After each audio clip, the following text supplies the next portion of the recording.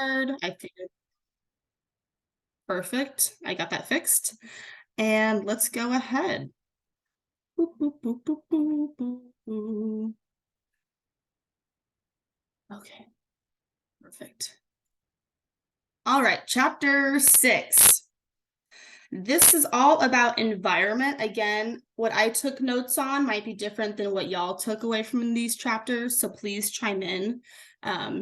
There's no right or wrong opinion, obviously. So if I didn't put something on there, please share and express your opinions. We would love to hear it.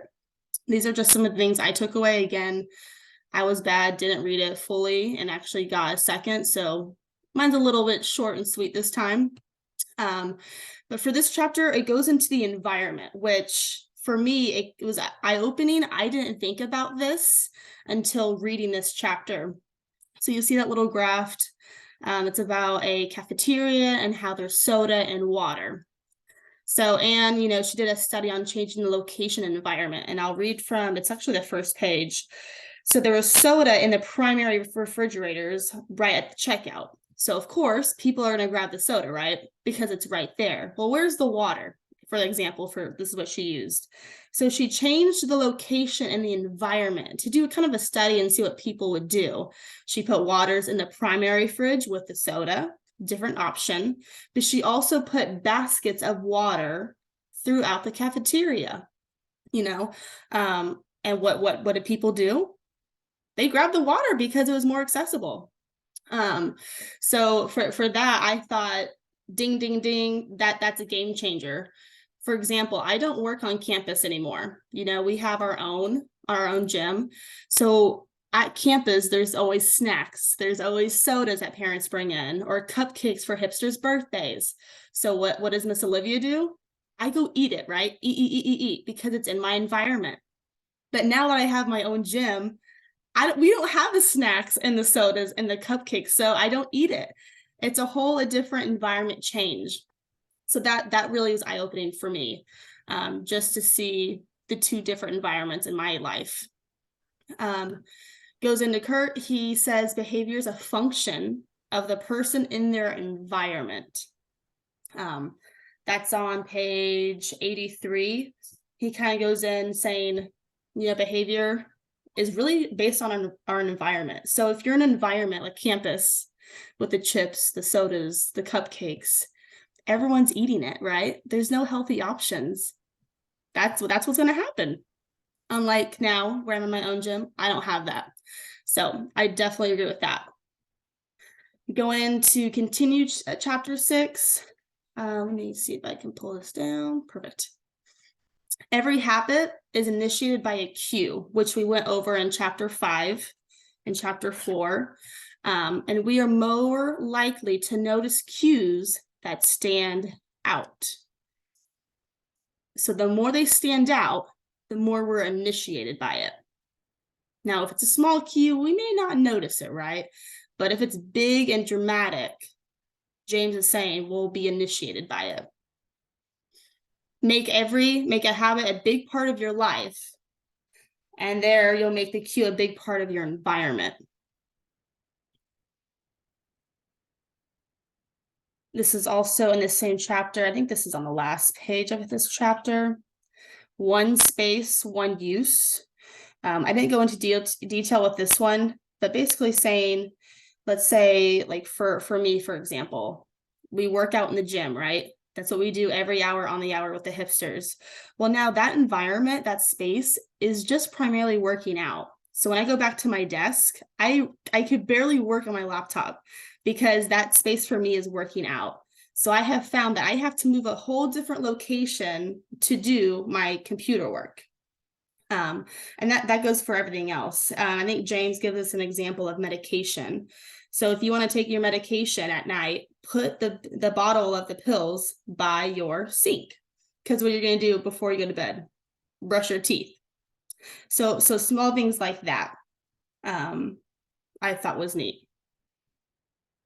And then last but not least, a stable environment where everything has a place and a purpose is an environment where habits can easily form. I know this is hard for a lot of us. It's hard for me.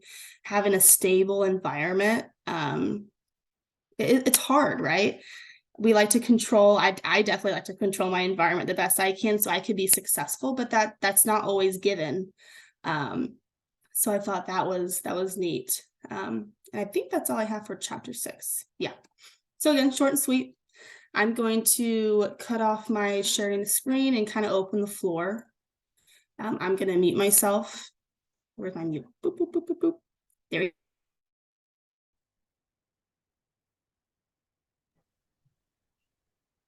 So is this where I guess you want us to kind of chime in and tell you what we took up from it? So yeah, we talked about the same thing, like Louisa used to drink a lot of sodas, and so because they were in the house. So the only way to stop the soda drinking was just to eliminate sodas. So that, I mean, it was very effective. She didn't ask for them because they weren't there. So that's been a really good example of, you know, you've got to remove the cues for the bad habits. And, you know, for myself personally, when I was very, very young, like maybe in my 20s, going out to a nightclub and smoking, well, you did that. So the only, you know, you quit going out to nightclubs. I've never smoked a day since I was in my 20s, but it was all tied to my friends were there. They were all drinking, smoking, you know, we all did it. So you just had to eliminate that. So I found this chapter to be very, what's the word? I could relate to it because there were a couple of good examples that hit home when I was reading it, right? And Louisa's just a good listener. We read together.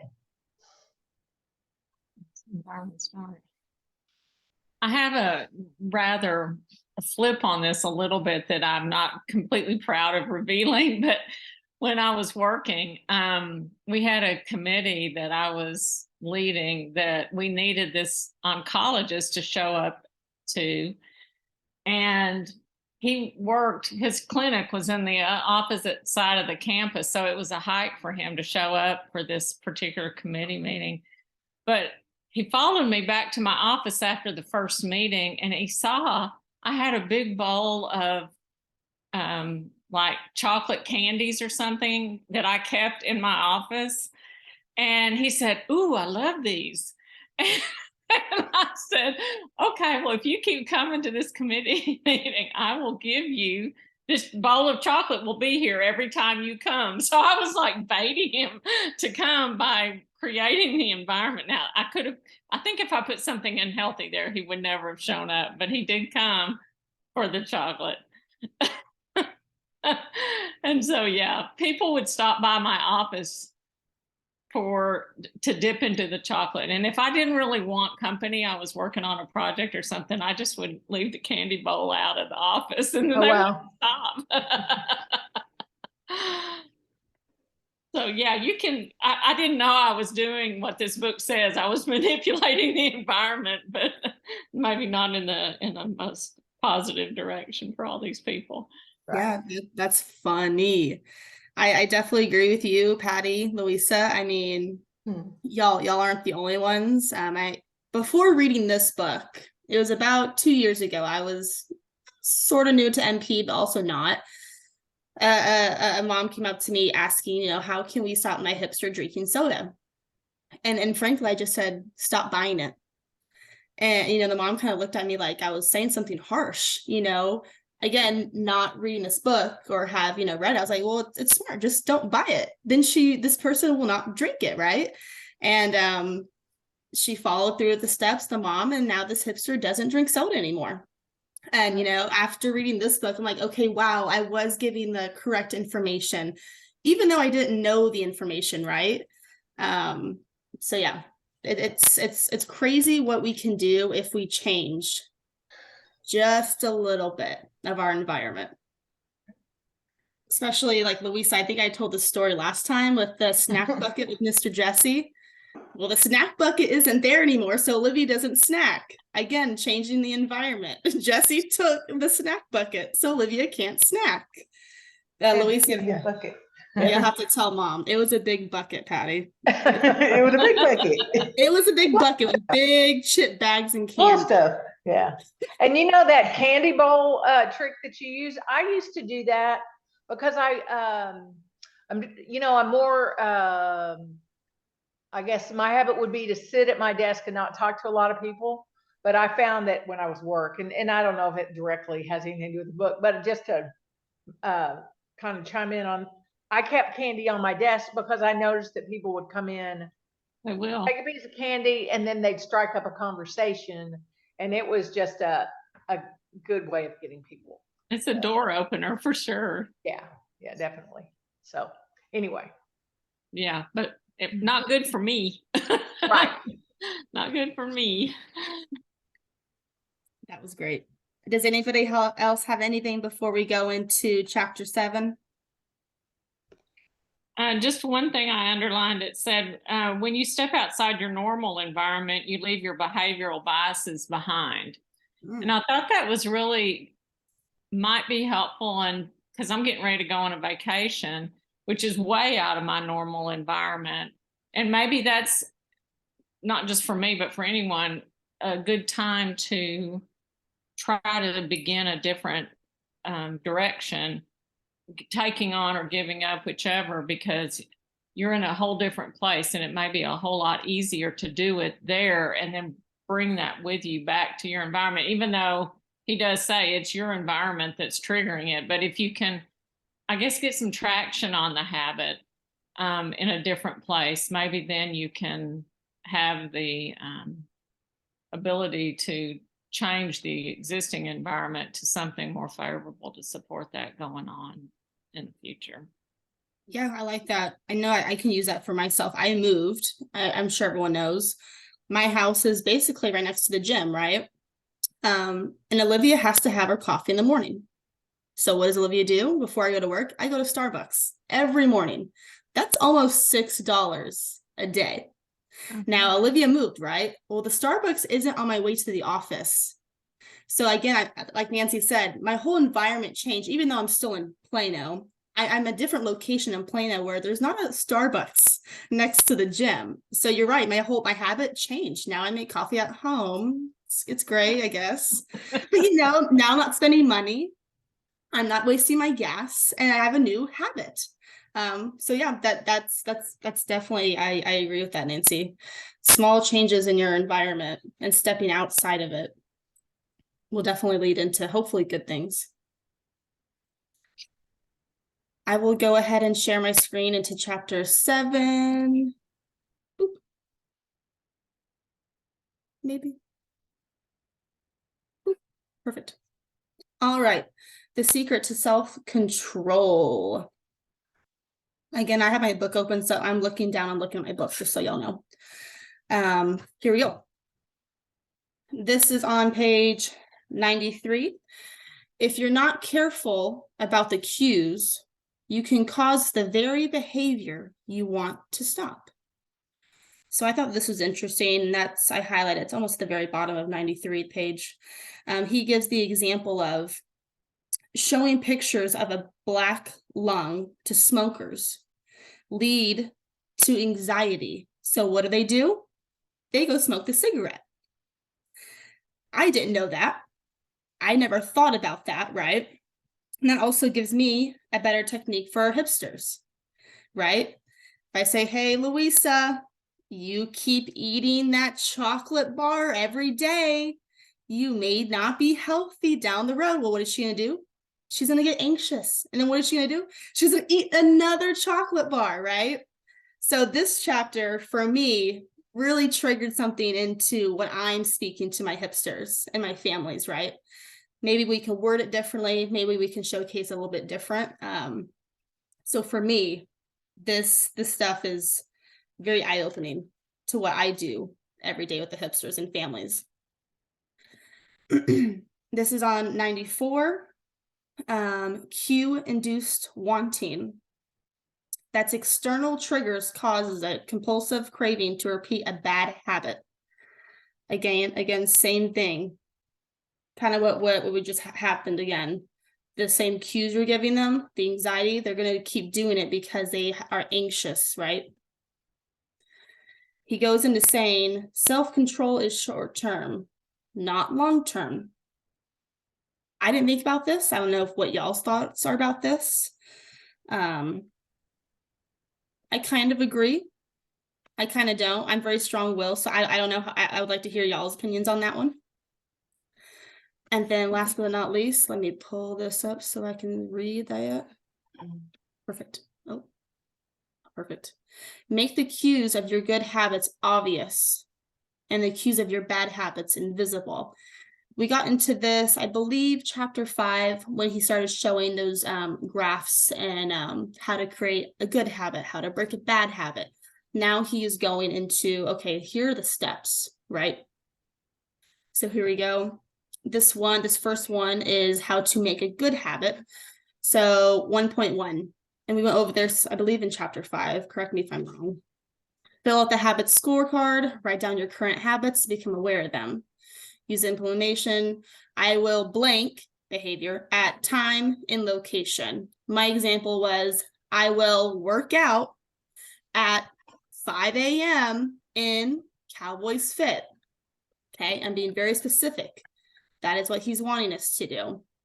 And then, of course, using habit stacking, that gets into even a bigger thing. After the current habit, I will new habit. Example is, after I get home from work, I will put on my workout clothes and shoes. Okay, now I'm making another habit. And then last but not least, design your environment. Make the cues of good habits obvious and visible. And then down below, we have how to break a bad habit. Reduce exposure. Remove the cues of your bad habits from your environment. Again, for me, that would be reduce the exposure. I don't see a Starbucks on the way to work. So Olivia's not going to go to Starbucks if I don't see one. That big cue is not there anymore for me. My cue is in my kitchen before I go to my car. That's my coffee shop now. Oh, perfect. That's all I did. Okay, never mind. I will stop sharing. If y'all have any opinions on where'd it go?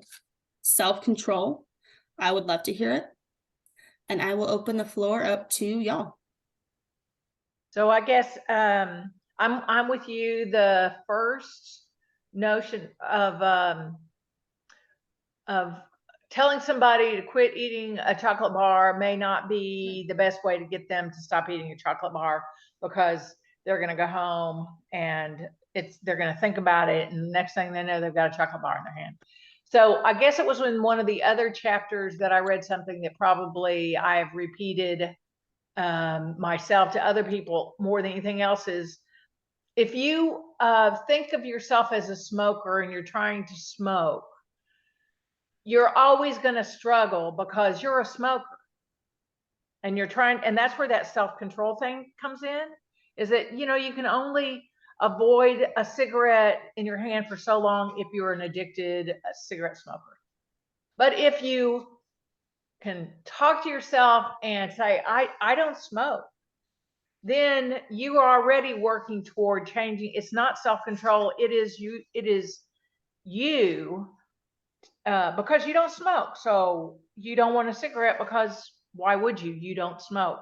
And the same thing about if you're a compulsive eater, if you're a really overweight person, maybe thinking about yourself as overweight and I have to lose weight, that may be very difficult to ever get successful. But if you're a thin person, well, then you need to eat like a thin person would, you know. And it's just was such a kind of a different way of looking things, where self-control isn't necessarily it's driving you. It's really the way you think about yourself and you think about, you know, how you behave may be a stronger way of changing a bad habit than just trying to implement discipline, because our discipline is going to fail on us at some point. It's a really valid point that you have to believe, you have to tell yourself who you are and what your compass points to, not what you necessarily, you have to quit believing some of the language, the negative talk in your head, say, no, I'm not a smoker, so I'm going to move on. I don't want that cigarette. My dad was a chain smoker until he had a massive coronary when he was 42, which he survived, but he had to quit smoking. That was back in the days when he was in the hospital for 3 weeks without a cigarette. So when he got out, he had to quit. He knew he did. But for the whole rest of his life, he lived 30 to 40 years after that. He never lost that impulse to smoke in certain settings. And he picked up a toothpick habit where it was like an oral thing or a hand thing, I don't know, but he would chew on a toothpick when he felt like he needed a cigarette. And there was a statement in the book, he called his punchline, that you can break a habit, but you're unlikely to forget it. That it's really, some of these, especially the ones tied to dopamine and serotonin and stuff, are so written into your biochemistry that it's really, really hard to ever forget it. And I think your point about self-talk, and you have to continue to develop that strength, because the environment may not always be controllable by you, and it is hard. And I think that's the fundamental reason for people that keep smoking. They've got to overcome a lot to give up cigarettes. And I have to give up a lot to give up M&Ms or Diet Coke. Yeah, I think that's great. I do, food for thought, I think everyone knows my biggest thing is water intake. If you're going to take anything away from me, whether that be working out, eating healthy, moving your body, but also getting your water in it. Water is life. The changes I've seen in my body and hipsters and other people is amazing. So when COVID came around and the water stations were cut off, right? Because it was not sanitary, it wasn't safe, so be it, Yep. right? So then we see hipsters not drinking anything throughout the day, and that was hard to see as a trainer, as a person that loves my hipsters and want the best for them. When I say water, water, water, and they can't have their water, right? They can't refill it or whatever that may be. And so, what did I do? I didn't make the excuse. I bought a gallon water bottle, and kind of like what we're saying, you're saying you're something, right? Olivia's a water drinker. I'm carrying my big gallon of water. And I made that noticeable to everyone. There was no excuse. I was going to get my water in. I prepared it in the morning and I took it everywhere I went. There was no excuse, even when the water fountains were off. And staff and hipsters, it was very hard. We had to come up with different ideas, different ways. And so believing in myself, saying, yeah, there's just, I'm not going to drink water. Nope. I got to change that mindset.